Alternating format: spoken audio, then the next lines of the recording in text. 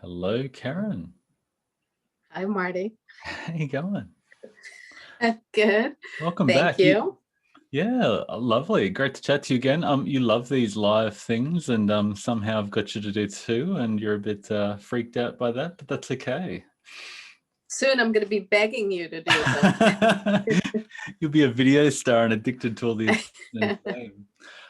So by way of introduction, Karen, we had a really good chat with Karen previously about how she topped the nutrient density leaderboard last time around in our last masterclass, and we're heading into the final 2 weeks where we dive into how to optimize all your micronutrients. So we wanted to get it back just to, Alex and I spent ages creating Nutrient Optimizer and building it, but it just, when people like Karen pick it up and run with it and just spend a lot of time getting their head around it, getting really familiar with it, it becomes really powerful and really exciting. So I thought it'd be good to get Karen on to show us how she uses it, and for people about to start really getting their head around optimizing all the micronutrients, how you can do that in Nutrient Optimizer. So yeah, thank you so much for doing this. It's going to be exciting. So I thought maybe first we could get you to just give us a tour around Nutrient Optimizer and your progress. Just take us for a tour of what you like about the platform. Okay, so I'm going to go to Nutrient Optimizer and I'll disappear from the screen. So you'll just hear my voice. Okay. Okay. Perfect. Okay, can you see my screen? Can indeed. Okay, so I'll start with my progress in this screen. And as you can see, my next milestone is 143 pounds. And as of today, I'm 146.4. When I started, probably the first class, I don't know, I was over 170 in, since January. I think I lost around 24 pounds, but most of it was in the 2 master classes. And you can see that my diet quality, which has been really, really excellent for the last 7 days and pretty much throughout the class. And my weight has gone down pretty steadily with some ups and downs. And my body fat keeps going down. My waist isn't making tremendous progress. I lost, I think, 3 inches initially, but not much since. But I'm sure that will happen. So by background, you've been struggling, I suppose, with your weight for a fair while and tried some fairly aggressive fasting and the like. Do you just want to touch on the background there and what you've experienced there, and comparatively to dialing in your micronutrients? So for the past 3 years before I found data-driven fasting, I fasted extensively. I read the obesity code one Christmas, and I immediately started a 5-day fast. And then I proceeded to do 5-day fasts, probably 3 times a month for quite a while. But more than that, I am very determined as a person. And I decided, since I was in Toronto, that I wanted to become a patient of Megan Ramos and Dr. Fung. And I found a way to get referred to them and got accepted. So I was meeting regularly with Megan and also Dr. Fung, and I fasted, I don't know, 17 days, 20 days. I did very long fasts. And initially I lost a lot of weight. So I probably got down to the weight that I am now, maybe a little bit. I got down to 145. And then for about a minute, I got down to 135.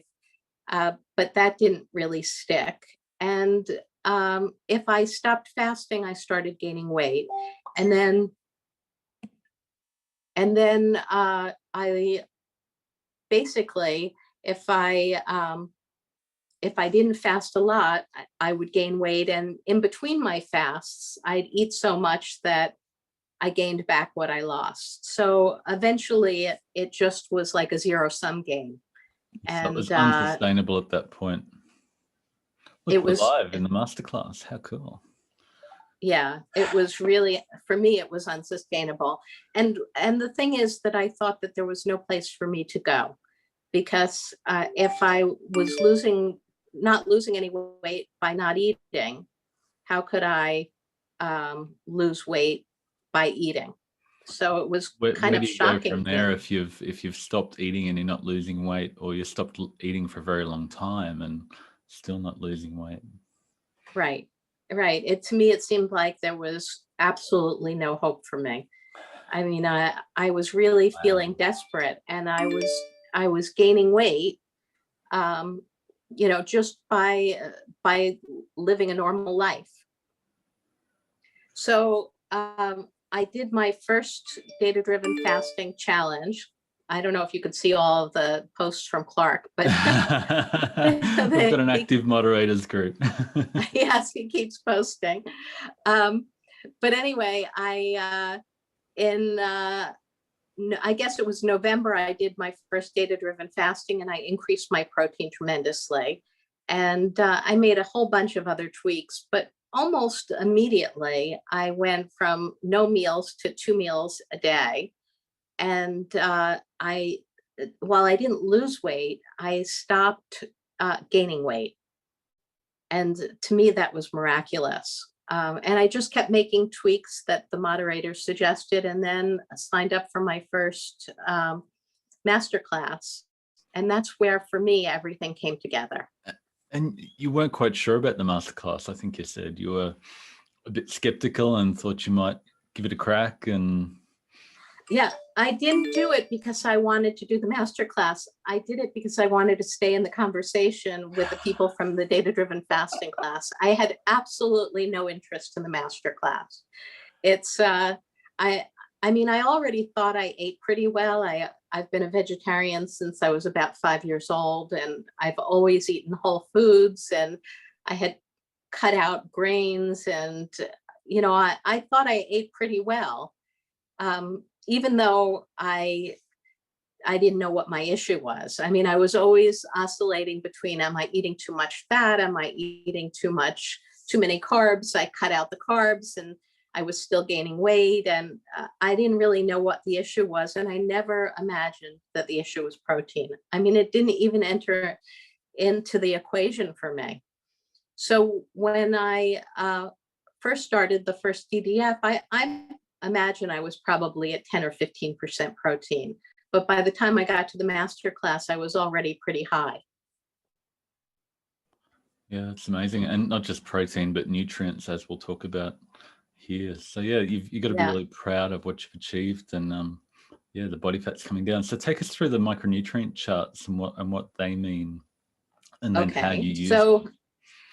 So I guess, well, this first chart is based on the RDIs, and it's basically what you get if you consume a 2,000 calorie diet.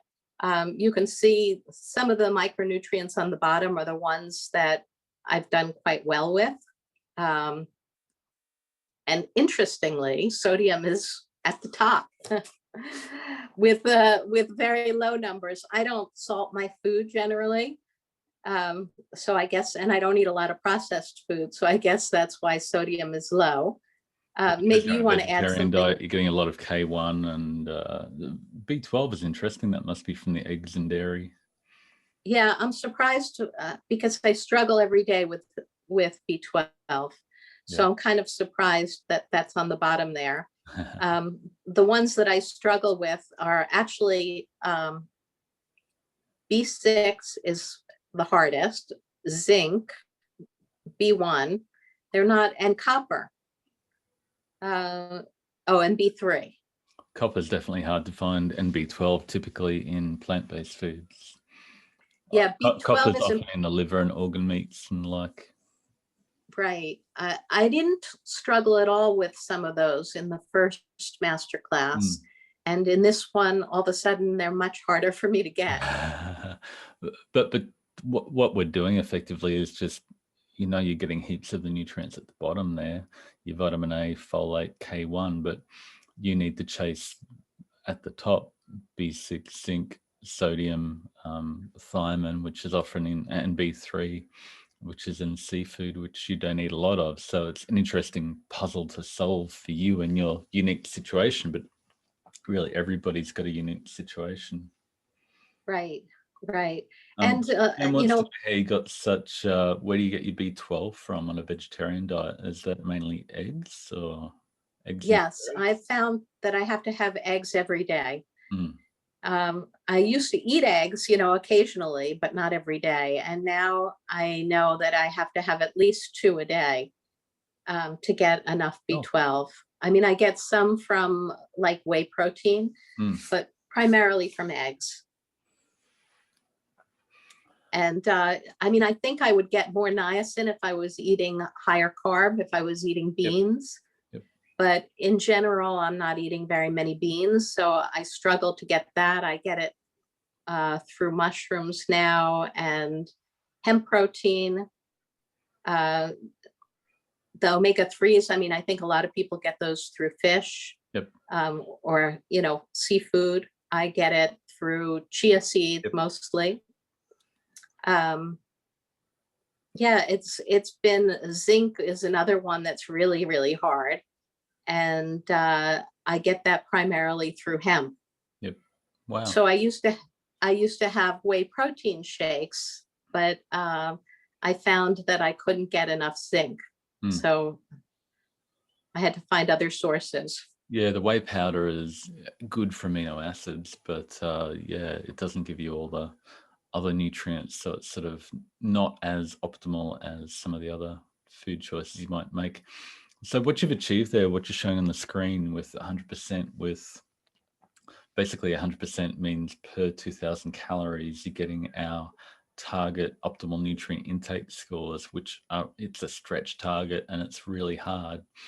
You don't have to eat, how many calories a day you're eating? Not 2,000 obviously, but you don't have to consume 2,000 calories, but it's basically, if you were eating 2,000 calories, you'd get 100% of the stretch targets, the optimal nutrient intake that we've set that align with satiety. So what you've achieved there is incredible. So you've blown away the recommended daily intake minimum to prevent diseases of deficiency, and then you've hit all the optimal nutrient intake scores with a vegetarian diet. I suppose it would be hard on a purely plant-based diet. You've probably got to, makes it a bit easier, but we don't really care if you're eating carnivore or plant-based. Every human needs all of the essential micronutrients. So what you've done is really cool and exciting, and yeah, excited to see you take us through what you do in Chronometer to get that, and then how you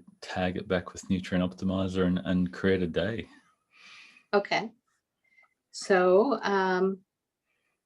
you can see me again? Yep, you're back. Okay. So what I thought I would do is, well, I don't really know how much everyone knows about using Nutrient Optimizer, but I can go through that a little bit first and then take you through creating a day. Perfect. So I'll go to that screen.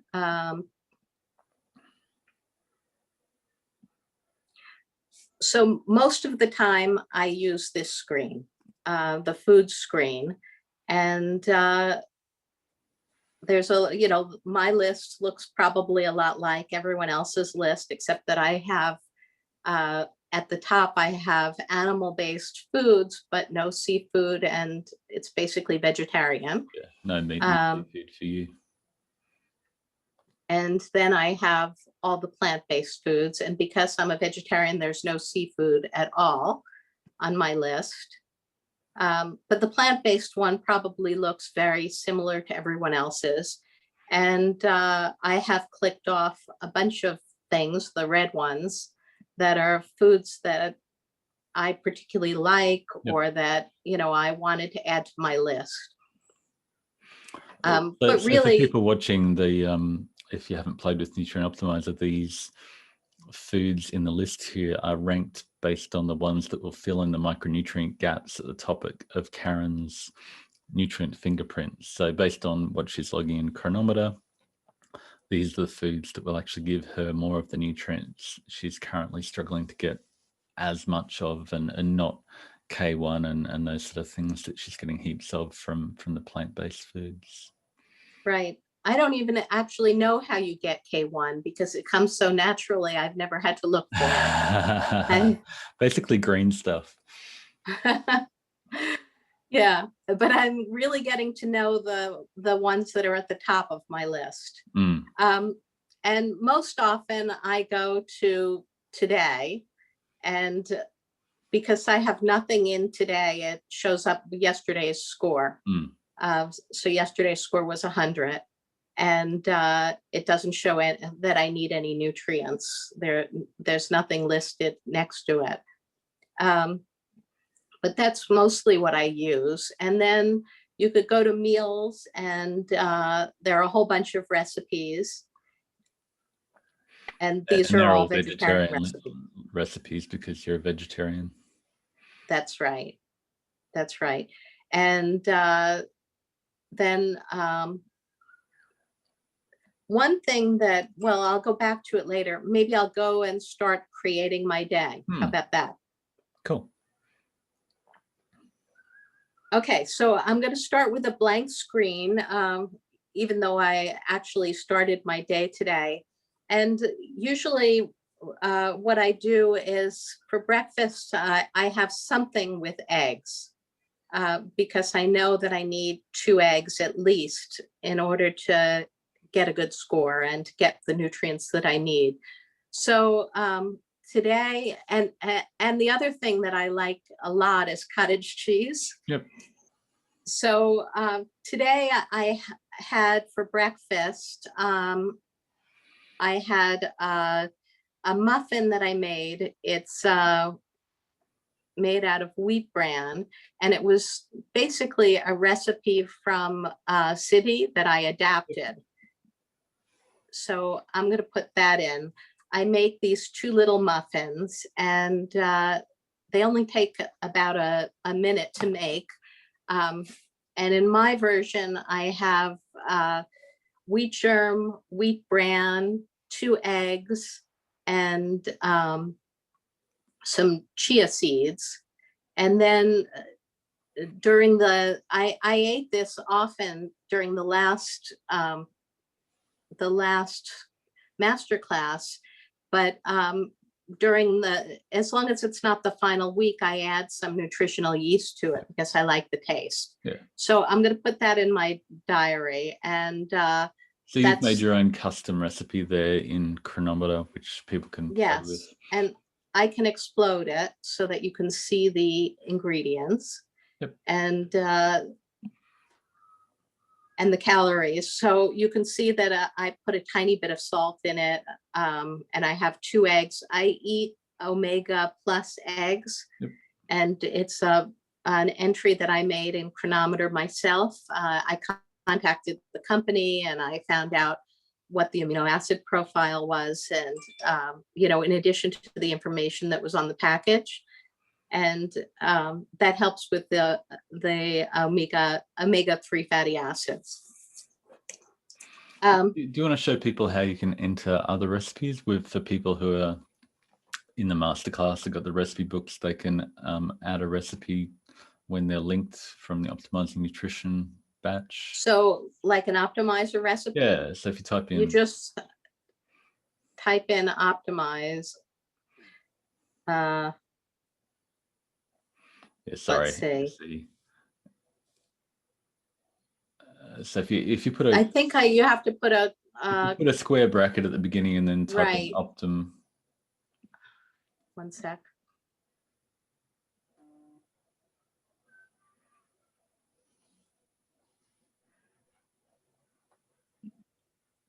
Maybe I need to do custom.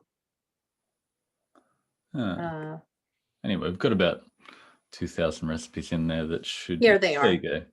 So you could, if you're using the recipe books, you could then add one of the recipes in Chronometer or Nutrient Optimizer straight into your So I Chronometer, could so you don't just have to add, re-enter it. right, I can just add, there's your Marty's Popeye bowl. And then if I Gotta hit the wanted seafood. to see the ingredients, I could explode the recipe. And for example, if I wanted to leave out the anchovies, I would just put 0 grams there or delete it.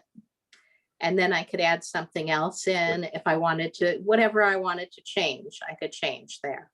Cool. Thanks for that. I'll let you get on with the show. Stop interrupting. Okay, let's see. And one thing a lot of people have done is they'll add the protein first. So they go, okay, if I know I need to plan my day around protein, I'll work out what protein I'm going to get. So you've got the muffin, or you talked about cottage cheese, and then you go into Nutrient Optimizer and say, okay, which nutrients do I need to chase more of now? Right. So, I mean, I don't often put all of my proteins in the beginning, but what I do is I kind of move them up. So I tend to move things around a lot. Yep. Like I'll move the eggs at the top, and I usually put my weight in so that I use that. I'll put it in. There it's. So I use that as I eat things to mark what I've eaten. Okay. So because I have the free version, and it doesn't break things up by meal. So that way I could move things around, and I know that everything above the line I've already consumed. That's cool. So in addition to the muffin, I'm going to add some cottage cheese and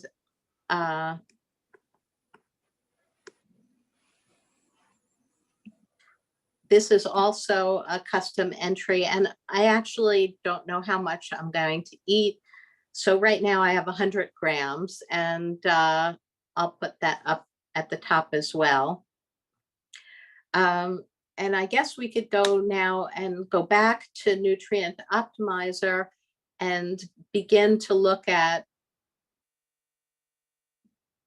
what the diet quality looks like. And I know I don't have a lot of nutrients in there yet.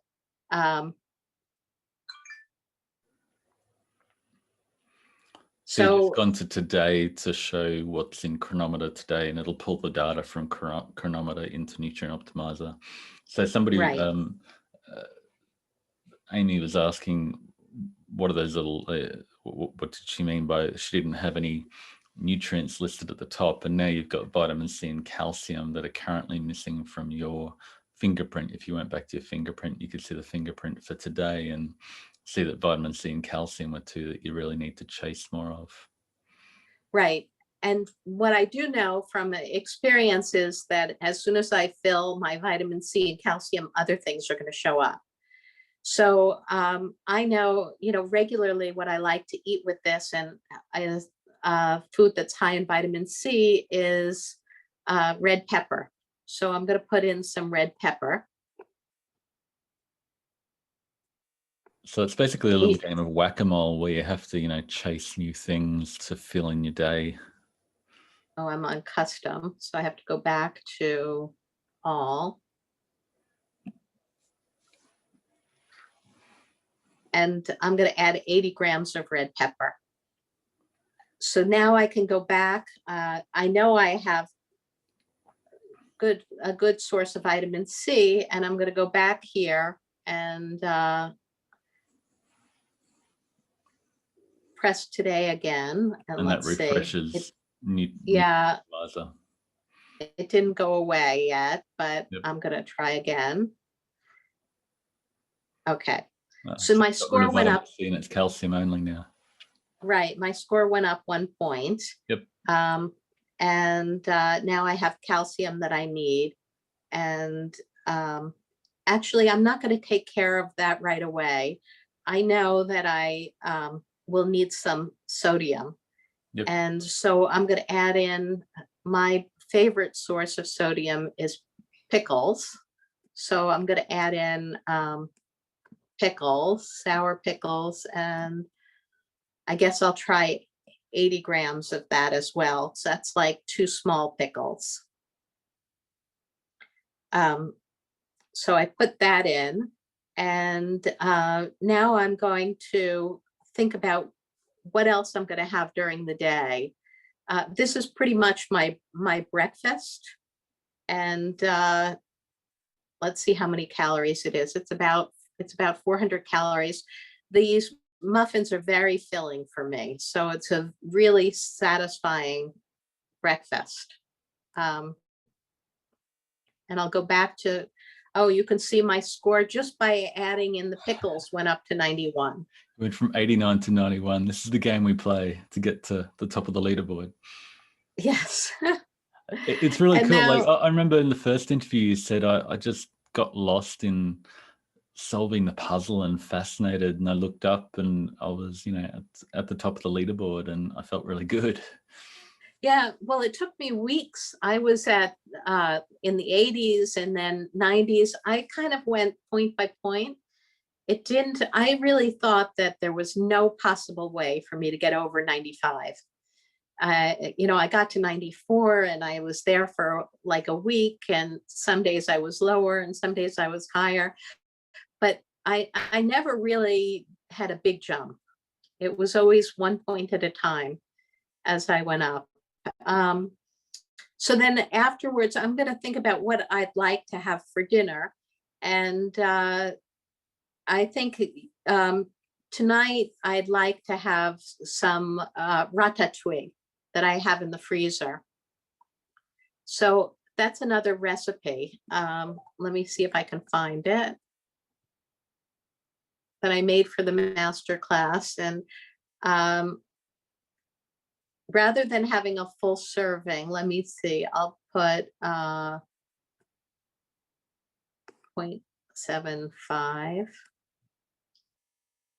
And I'm going to add that to the, oh wait, no, I don't think I want that one. Sorry, I want one with tempeh.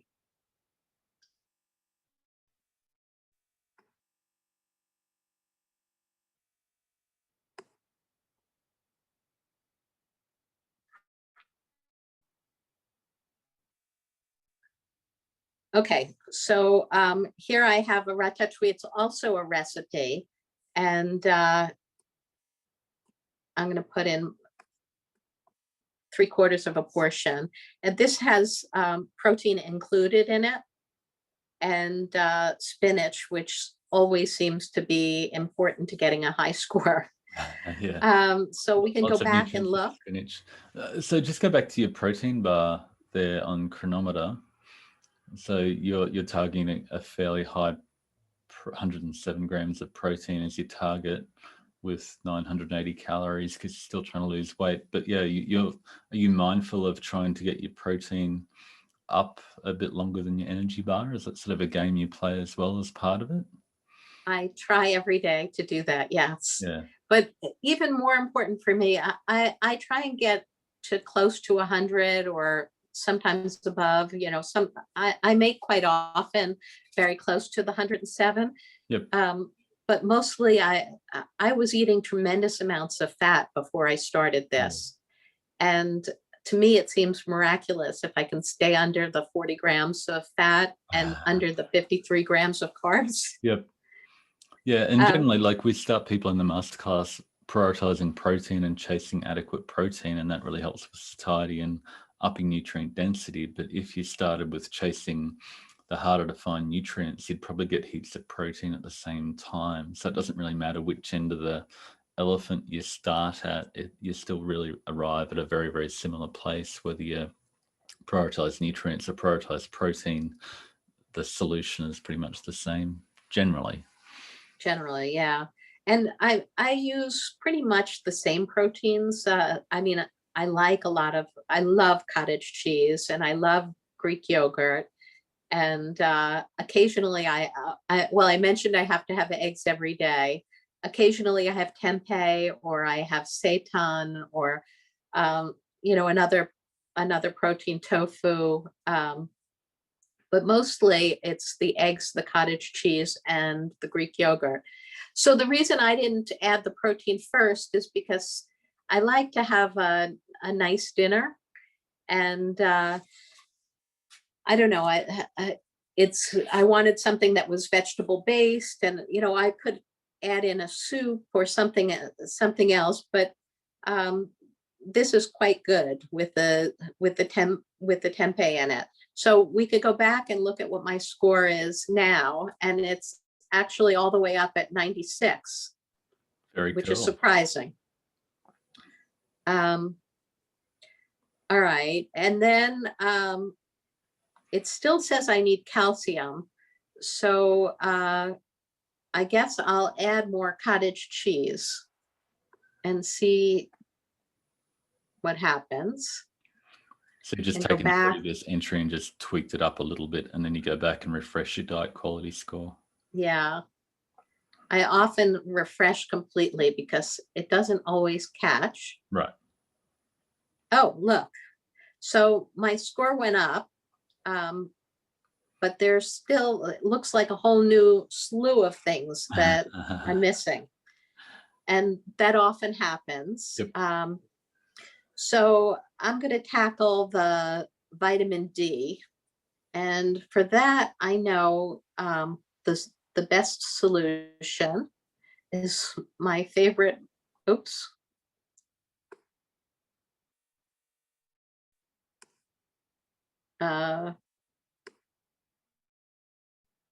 My favorite mushrooms.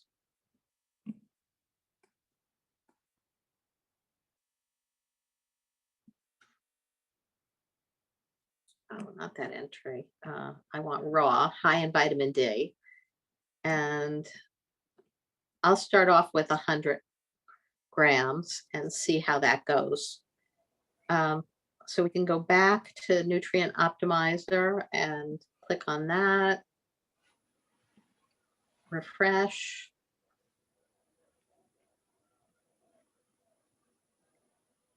Okay, so vitamin D went away, but it'll probably come back, and my score went up to 97. But I'm not eating that much yet. I'm going to add in, let's see. I think I'm going to go and increase my cottage cheese to 150 grams. And I know I'm going to need some more spinach. So I'm going to add some spinach. How much spinach can you tolerate a day? Not everybody can get through a lot.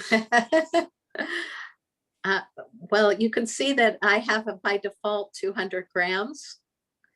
I can easily tolerate 200 grams. Okay, that's a fair I don't know, that that's half a pound. Yeah. That's what? That's a fair bit for most people. Like 200 grams of spinach is a large bag of spinach, but if your gut's not ready for that and you're not used to eating a lot of spinach, it doesn't always end well digestively. But yeah, work up. So you can't just eat spinach in real life to get all your nutrients all the time. So you have to find the balance, I suppose.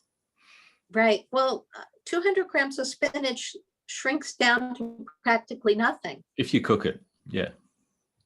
Right. So I'll cook it with the mushrooms. Okay. And serve that with the ratatouille. That's what so did your husband eat all these? Is he enjoying Nutrient Optimizer as well? Well, I finally convinced him about 2 days ago to test his blood sugar for the very first time. And he's getting interested, but he eats meat. Cool. He loves the food that I make, but he craves. Throw a steak on it. Yeah, he likes steaks and he craves hamburgers. But during the week, he eats what I make.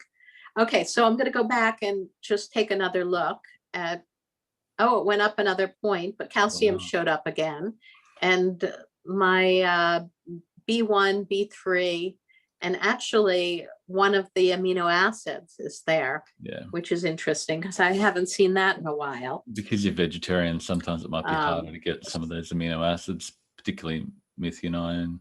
Yeah. Amy was asking, why do the nutrients at the top sort of change and chop around? And my understanding explanation is that those nutrients are the ones that are at the top of your micronutrient chart, but there's also the micronutrient ratios. Maybe if you just want to skip to that, I'll show people quickly what the micronutrient ratios are. Have you got that chart? Yeah, I think it's down. Well, I I can go in my progress. Yeah, go into progress.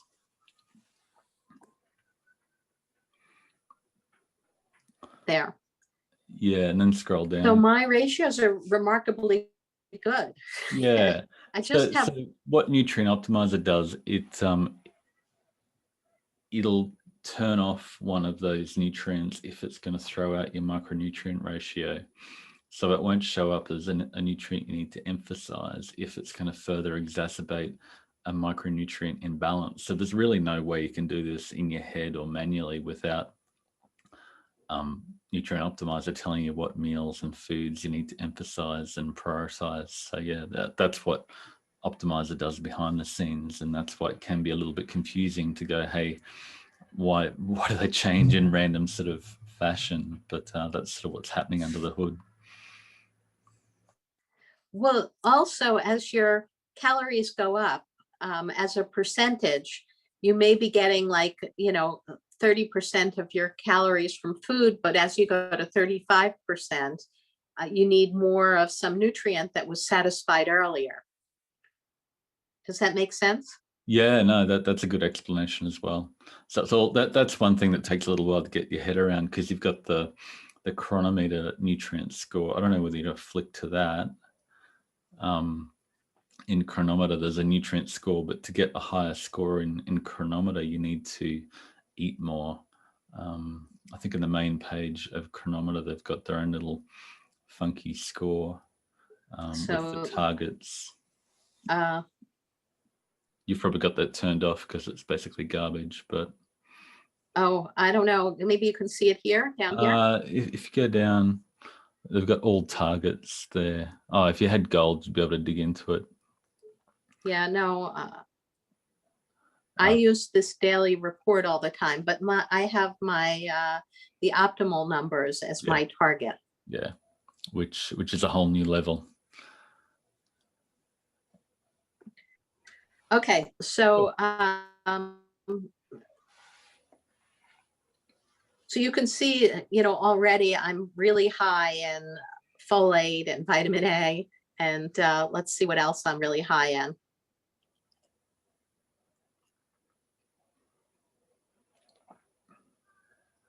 I'm doing pretty well in vitamin C.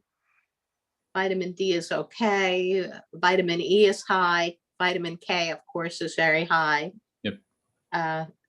Oh, and people often ask about fiber, and I didn't pay any attention whatsoever to fiber, but it's always high. Yeah, if you're focusing on nutrient density, especially with non-starchy veggies, you can be smashing the fiber. So fiber's good, but it comes along with the nutrients. You don't really need to chase it as a nutrient of concern. And people on carnivore diets do fairly well, but generally, if you're just chasing nutrient density, you don't need to stress about the fiber.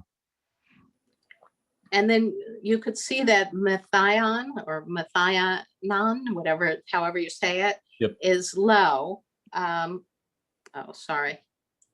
Compared to the other amino acids, it's not much lower. It's 29 versus the other one is 30.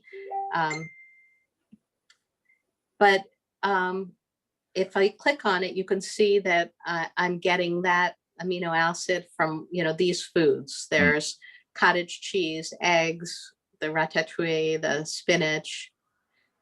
And, maybe I need a little bit more cottage cheese or something like that to get that number up.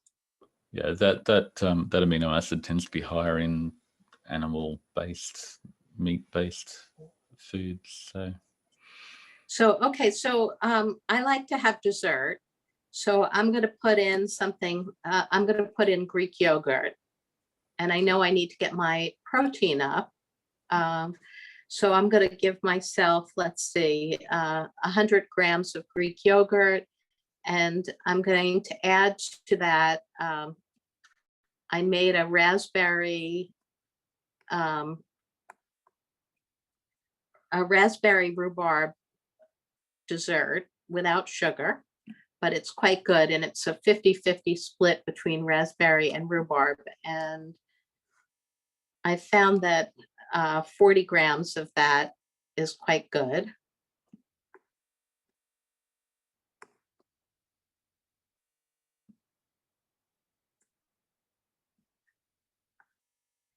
And I like chocolate too.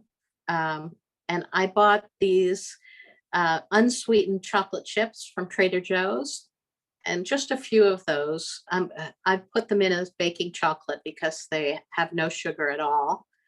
And just a few of those on top of it tastes really good to me. Okay, so I have a dessert in there. And we could go back and take a look at where we are on Nutrient Optimizer.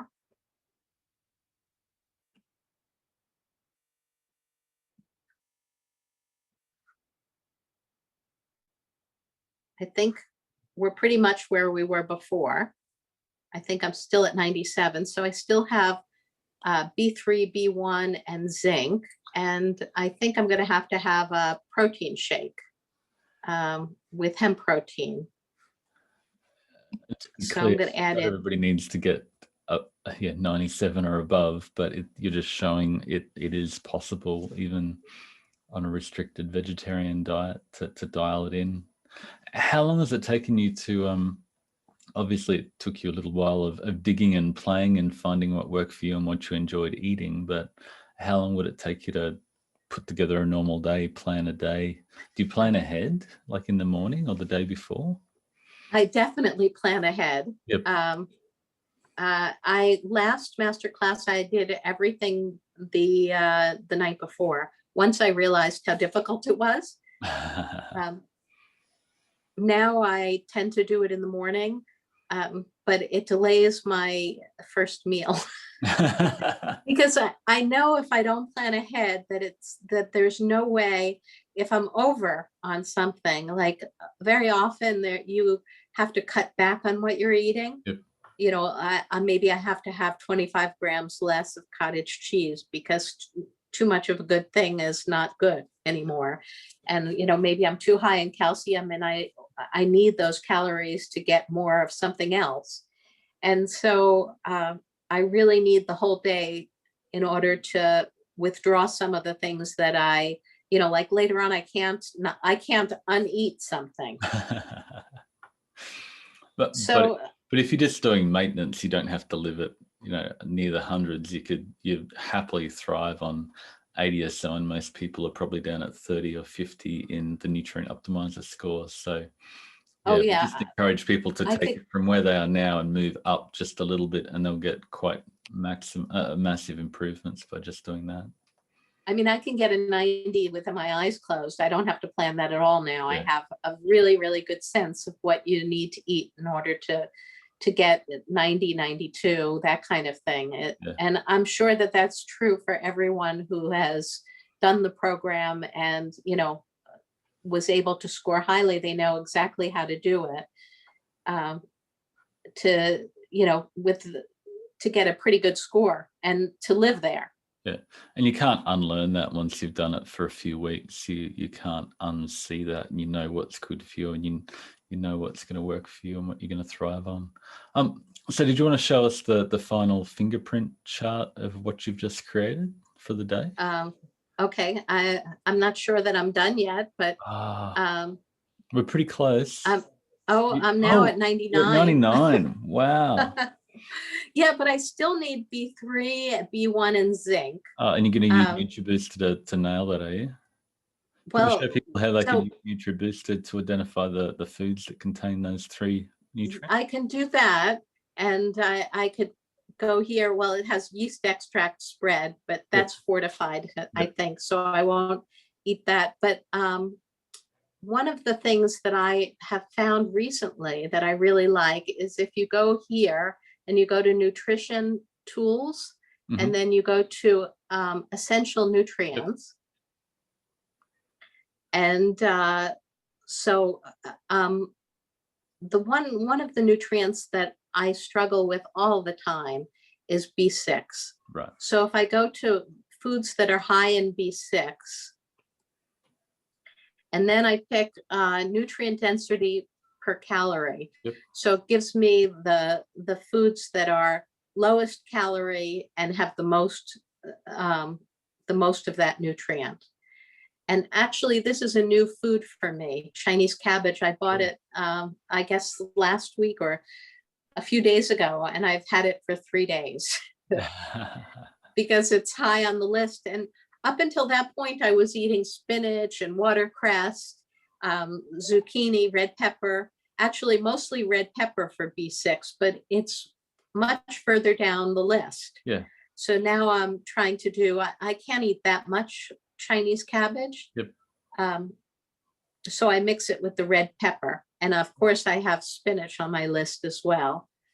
But I find this tool incredibly helpful. And this one isn't split between vegetarian and non-vegetarian. So it's just a list, but I can also look at, so this is per serving, and it doesn't take into account calories. So pistachio nuts, I guess, are high in B6, but there's a lot of cost to it. A lot of calorie costs. It's 659 calories to get 106. Oh, this is based on the percent of RDA. So RDI. Anyway, I've been finding that really useful. And actually, I think I'm going to go back and I'm going to go add some of that Chinese cabbage.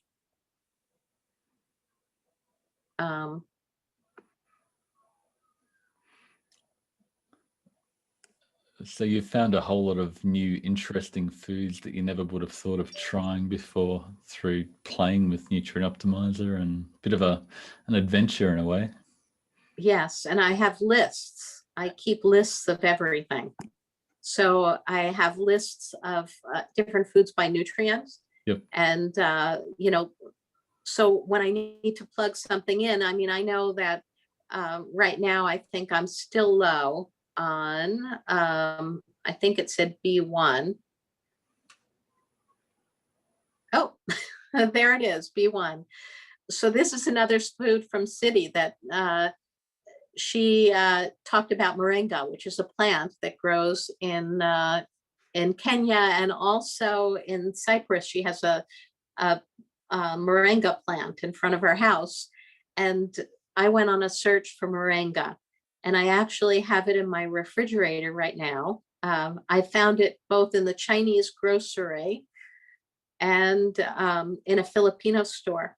And it was like the most amazing thing to find it, because I had never heard of it. It's also called the horseradish tree, and it tastes like horseradish a little bit. It's a little leaf. And the first day that I got it, I ate 200 grams, I think. And I was sick for the entire next day. Start small, people. Yeah. And so now I buy it, and generally what I do is I put it in my dehydrator, and I like to put it in my shakes afterwards. So I dehydrate it, I grind it up in my Vitamix, and then I put it in my shakes. So I'm going to add that. It's very high in B1, and it's like a miracle food. So let's see.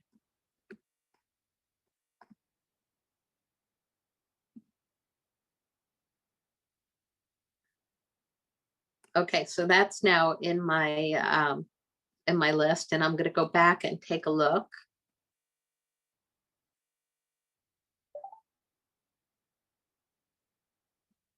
Oh, it says I still need more, which surprises me. So I'll try again. More moringa. Yep, I can add a little more. It's like nutritional Sudoku, the way you play this. It's like, how do I get it? Or Jenga, is it? You have to. It is. Well, solve the and puzzle. moringa, it's very low calorie, so that's good. I don't know if it'll go up to.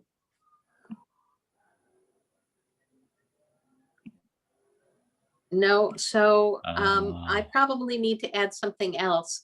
And I think what I'm going to add now is, what I found is that having just hemp protein for my shakes is not always the best plan. So sometimes I mix hemp and whey because I get different nutrients from both. So I'm going to add in whey protein, and it tastes better too.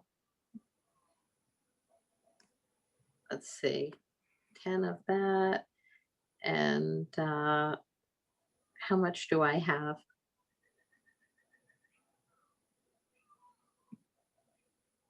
I'm going to move it up. This is, let's see. Here's the whey protein.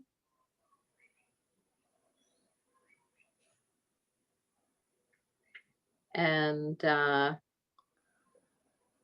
maybe I'll make it 15.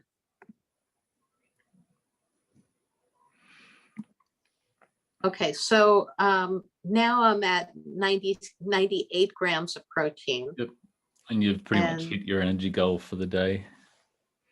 Yeah, I'm pretty close. So let's go back and see what happened on Nutrient Optimizer. Oh, it went down. That's okay. I think we've probably shown people like the game that this is, solving the puzzle of nutrition. But what tips would you give people who are just starting out? Maybe this is all a little bit, minutiae and overwhelming, but you've got here are the new foods you can try list, here are the new meals you can try list, all optimized based on what you're currently eating, and it just enables you to dial up your nutrient density. And starting from maybe you're at 30, you can go to 50 in a couple of weeks, and it's just a tool to help you solve the puzzle of nutrition for yourself wherever you're at. And if you want to make a intense competition game out of it, you can too, but you don't need to go that hardcore. Yeah, I mean, I think you can start with the foods that you're already eating and plug a few of those in, some of the favorite things that you want. So, for me, that's cottage cheese, and I like to have the Greek yogurt at the end of the day. And, so I kind of build around certain foods rather than, like starting from a blank slate. I think about, what would I really like in my day? And I might not be able to have everything that I like in my day, but I can have one or two. And then, build around it things that will add nutrients. And, often it's not that much. It doesn't take that much. You can have a little of something and it bumps up your score a lot. And it's just a process of continual refinement and learning, hey, what I'm eating now, how can I improve that a little bit tomorrow and a little bit next week and a little bit more, and just like an engineer, continual optimization and systems improvement. Yeah, and I mean, you can go nutrient by nutrient. You might not get all of your nutrients in one day, but if you can find something that you really like, that's, a good source of calcium or a good source of B1, or, either you really like it or it doesn't take that much and you could add it. I found that if I mix the whey protein and the hemp protein, I get a better mix of nutrients than if I have one or the other. I keep trying to find ways that you could add something that might, either disappear in your diet or that you would really like in your diet, and, kind of go nutrient by nutrient. So in terms of, is it worth it for you? How has this changed your life? I suppose it's taken you from every time I ate, I gained a whole lot of weight, and now you're finally losing weight. So Is Oh, it worth it for you? Well, it goes way beyond for me losing weight. I mean, I came in here wanting to lose weight. I mean, that was what my initial goal was.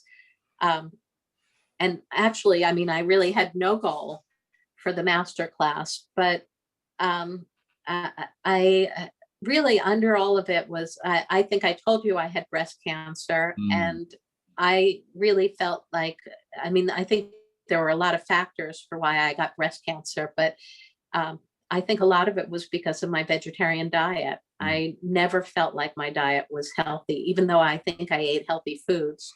I mean, I wouldn't have been gaining weight like I was if it was healthy. Mm. And I, I always struggled with, I'd kind of this question, would I die to be a vegetarian? And I had kind of come to the point with, that yes, I would, because I wouldn't eat meat regardless. And I thought that, my parents have gotten old and are in great shape. I mean, my father is 92, my mother is 90.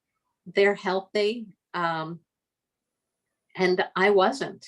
Mm. And, it really concerned me. So I came out of the master class thinking that I could be a vegetarian and be healthy for the first time ever. Wow. And to me, that was miraculous. And then the other thing is that I stopped focusing on dieting.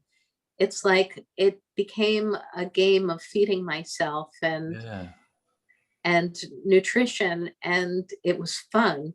And I thought, I could play this for my life. I was feeding myself all the time. I mean, I'm eating.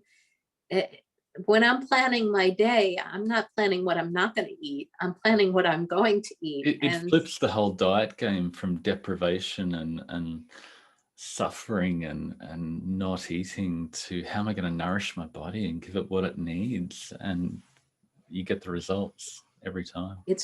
It's amazing. I mean, I plan in a dessert. I just can't believe that I could do that. And some days I put peanut butter powder in it, and sometimes I put nuts on it. And I mean, it's not eating. It's every day I'm eating. and And you were, I'm losing weight. I lost, so far in this master class, I've lost 9.2 pounds. oh wow, that's And huge. I mean, I some days I can't wait to not eat so much.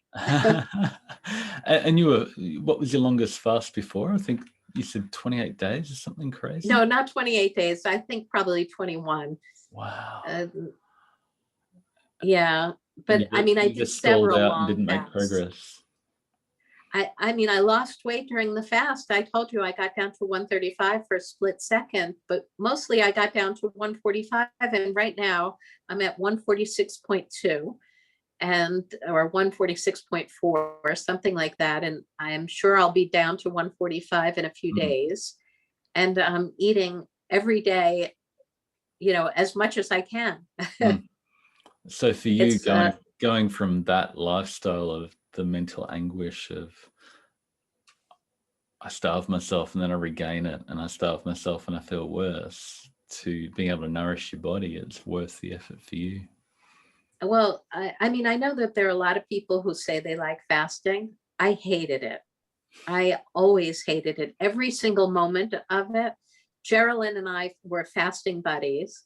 And I mean, I'd complain to her, I could be 4 days into the fast and I was still hungry. Mm. I was never one of those people that I don't think I burned fat while I was fasting or something, because I was always hungry and no one could really explain why.